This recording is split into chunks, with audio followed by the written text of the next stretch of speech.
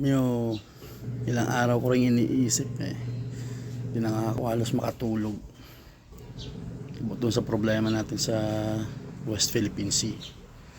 Iniisip ko kung paano kaya tayo mananalo dun sa mga sa mga incheck.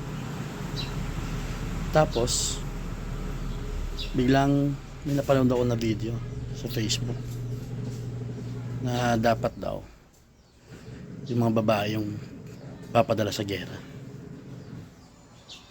Kasi daw, total naman, hindi sila napapatalo.